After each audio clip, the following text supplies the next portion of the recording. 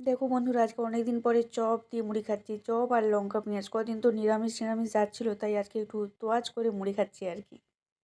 Hello everyone, আসলে তোমরা সবাই অনেক ভালো আছো, সুস্থ আছো, আমরাও ভালো আছি। আজকে হচ্ছে শুক্রবার আর এখন সময় হচ্ছে 10টা 15। তো এখন থেকে ব্লগটা শুরু করলাম, দেখতে থাকো। আশা করি তোমাদের অনেক অনেক ভালো লাগবে যে সারাদিন কী করি না করি যতটা পারি তোমাদের সাথে শেয়ার করার চেষ্টা করবো। কিন্তু আজকে প্রচণ্ড ঠান্ডা, মানে এত ঠান্ডা করে কাবু হয়ে যাচ্ছে আর কি।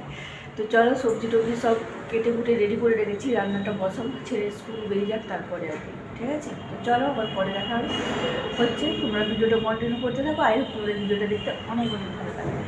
এখন বাজে 10টা 22। তো ছেলে এই সবে মাত্র স্কুল বেরিয়ে গেল। চলো কি রান্না করবো তোমাদের সাথে সেটা শেয়ার করি, তারপরে একবার রান্না বান্নার পরে দেখা হচ্ছে।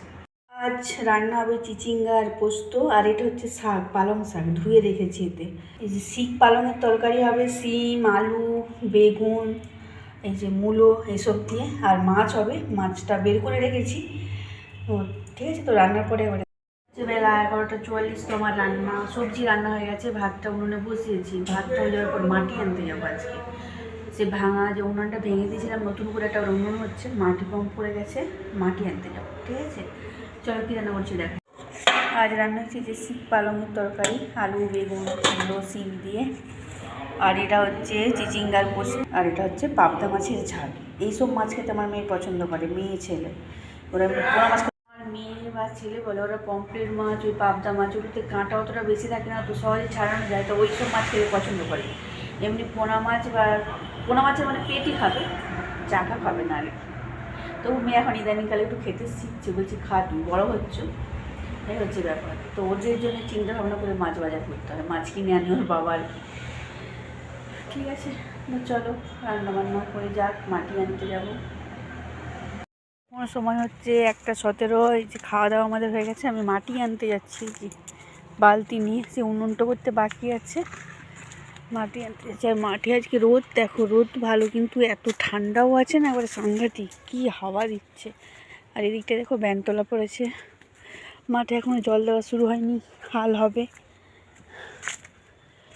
খেয়েই তো হাঁট চড়ে একটু হাঁপিয়ে যাচ্ছি, রোদ দেখো।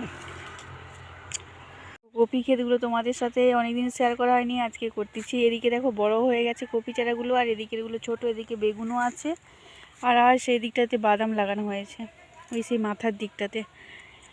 আর এদিকটাতে দেখো এবছর অনেক লেট হয়ে গেল কাকুর মানে কপি লাগাতে আর কি, ধান দিয়েছিল তো তাই।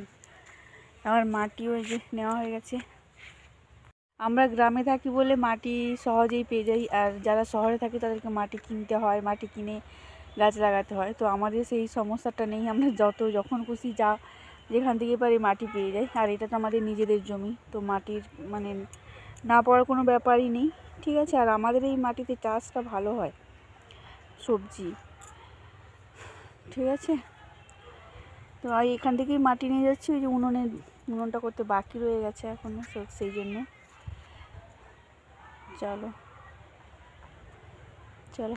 গ্রামে থাকার অনেক সুবিধাও যেমন আছে, বেশিরভাগ সুবিধা আছে। আর অসুবিধাটা কি হচ্ছে, পড়াশোনার দিক দিয়ে যখন বাইরে পড়াশোনা করতে যেতে হয়। তো আমাদের এখানে আশেপাশে ধরো এমনি নার্সিংহোম এইসব কিছু আমাদের এখানেই আছে, যেগুলো মানে সাথে সাথে পরিষেবা পাওয়া যায়। মানে আমাদের বাড়িটা হচ্ছে গ্রাম আর শহরের মাঝখান টাইপের। যেমন কলকাতা অত উন্নত না হলেও তবু এখানে সব কিছু মোটামুটি আছে। ঠিক আছে, আর যারা কলকাতাতে থাকে তাদের কাছে এগুলো সব মানে অনেকটাই কী বলবো, ভাষা খুঁজে পাচ্ছি না। এক হাতে বালতি মাটির, আর একদিকে ফোন। তো চলো আর বেশি কিছু কথা বলবো না।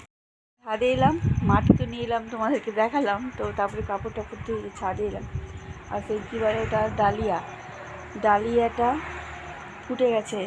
কালকে দেখেছিলাম যে হালকা ফুটো ফুটো অবস্থা, আর এই দেখো পুরো ফুটে গেছে। দেখা বন্ধুরা কি সুন্দর লাগছে, কালারটা এত মিষ্টি কালার, আমার তো খুব ভালো লাগছে। আর এই ফুলগুলো আজকে পুরো আরও ফুটে গেছে সাদা রঙের। ঠিক আছে, এই হচ্ছে এই ডালিয়া ফুলের এখনও কুঁড়ি আসেনি, না একটা কুঁড়ি এসছে ওই মাথায়, আর এইটার অনেকগুলো এসছে। এই যে এইটার অনেকগুলো এসছে। গাছগুলোতে রোজই জল দিই, তবু যেন শুকনো শুকনো লাগছে গোড়া গোড়া।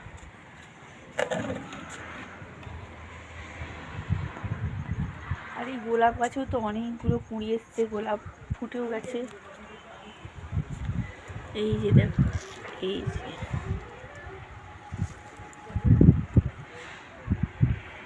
এটা গোড়াটা পরিষ্কার করেছি গাছটা। ঠিক আছে চলো। তারপরে সন্ধ্যেবেলায় কর্তামশাইকে বললাম ফুচকা নিয়ে এসো তো খাবো। তো বলার সাথে সাথেই নিয়ে এলো এই যে এক চিক ফুচকা, আর এদের টক ঝোল আর আলু মাখা আছে, এই যে সাজিয়ে রেখেছি।